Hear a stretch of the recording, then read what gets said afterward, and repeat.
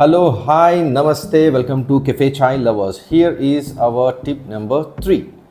So, power consumption అనేది slot wise divide అయి ఉంటుంది. మనకి యూజువల్లీ బాయిలర్స్ కానీ ఇండక్షన్ స్టవ్ కానీ లేకపోతే ఫ్రీజర్ ఇవన్నీ యూజ్ చేస్తుంటాం. సో ఈ పవర్ కన్జంప్షన్ ఎలా ఉంటుందంటే 0 to 50 ఒకలాగా, 0 to 100 ఒకలాగా, అలాగే 101 నుంచి 200, 200 నుంచి 300 ఇట్లా ప్రైస్ అనేది పెరుగుతూ పోతుంటుంది.